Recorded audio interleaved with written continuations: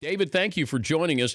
Let me start with a bigger picture here. I know that the contract to have a Final Four is through, I believe, 2025.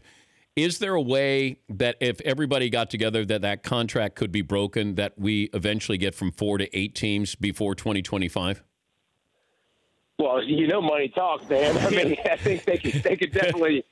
I mean, contracts can definitely be ripped up if they're obviously agreed upon on both sides. And it's interesting to have that debate. I like 4 personally because I like the exclusivity of it. I like that every game counts, and people say, well, no, that game against Clemson and Syracuse didn't count. Well, if they lost another one, it would have counted. And end of the year, you had Georgia versus Auburn. Winner was in, and Wisconsin and Ohio State. If Wisconsin wins, they're in. If Ohio State wins convincingly, maybe they're in. Then you had Clemson and the ACC championship game versus Miami. So I kind of like the system how it is. I don't think it'll change. I think once we get stuck in a way, I think they have to see it out a little bit, and they want it to go for a little while before they start messing with it, a la the BCS. But I think, Dan, the reason this question has validity is because 2012 was the catapult for the BCS and changing it because it was what? Alabama versus LSU and the same conference. This year you got Georgia versus Alabama, and obviously some controversy in the way Alabama got in. They answered those questions, but it's always a good debate every single year. Yeah, I think the Central Florida element is what we're looking for, that you get that Cinderella team that we have in March Madness. But it feels like, just like with the BCS, all the pressure that we put on the BCS to say, go from a one title game to get 4 teams in there. Everybody was against this. All of the coaches, everybody. And then all of a sudden everybody goes, yeah, I can see a 4-team playoff. Nobody's, ready for an 8-team playoff. And I do like the 4 with the exclusivity. But I do think if we get rid of conference title games, having Central Florida in there, or Ohio State gets another chance, or whoever it might be, USC, that makes it more interesting for the college football fan across the country, as opposed to locking in because it's 2 SEC teams. Hey, these are the last 2 standing. I have no problem with it, but I do think that you need almost a moment like this to create a little bit of chatter and maybe change here with the current system. I don't disagree. And one thing that is pretty cool, that's been pretty cool to watch, is we've already seen Ohio State run the table of the 4 seed. So we know that just because they're not 1 and 2 like they used to be in the BCS doesn't mean you can't win a championship. And the Central Florida thing, obviously beating Auburn, who beat obviously Georgia and Alabama, makes you think that kind of stuff. But here's the thing I think that will also help our decision making.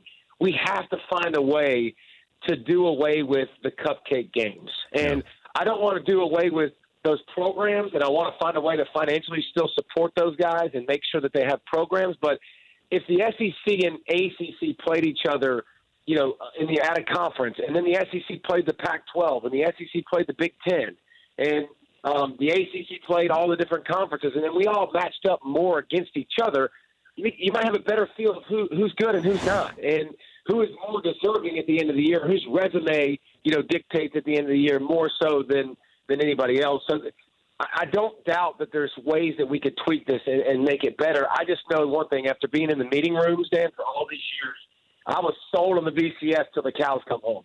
And all of a sudden that same guy came in there the next year and told me that we were going to do the 14 playoff. This is a great thing. And I'm like, wow, that changed quickly.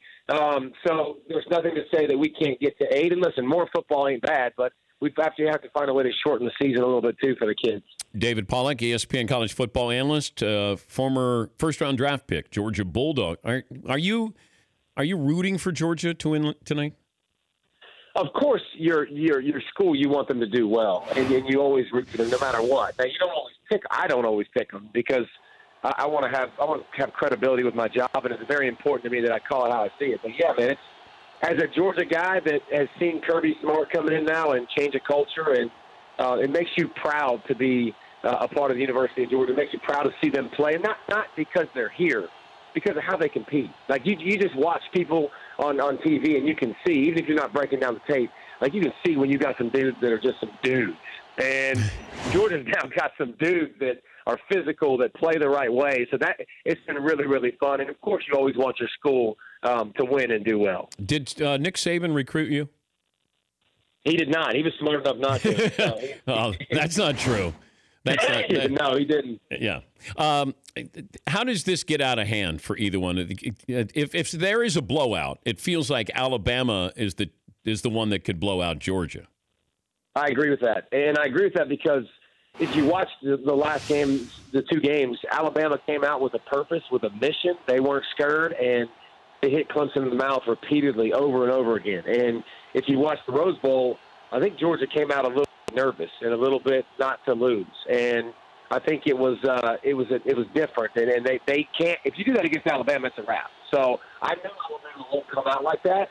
You have some question mark of whether Georgia will, and they're ready for the moment. Now, I also think that these guys are super excited to be here, and that means something too. They got their juice and adrenaline a lot more than Alabama, who they come to media day, Dan, and you're like, yeah, he's been here 3 years. He's been here 3 years in a row. He's been here 3 years. I mean, they're used to it. They're kind of the gold standard, and the motivation factor too. I mean, everybody knows exactly that Alabama's been the king and they're the favorite, and I guarantee you Kirby will remind them of that ad nauseum, and the mental games that go with it. Have fun tonight, and don't be afraid to say something controversial, David. Absolutely not. Appreciate it. Thank you, David. David Pollack, drafted by the Bengals, first-round draft pick. And what was he, defensive end, edge rusher? Oh, OG. Yeah, he might have been an original edge rusher, ESPN college football analyst. For more Dan Patrick Show, tune to Audience Channel 239 on DirecTV or download the Dan Patrick Show app.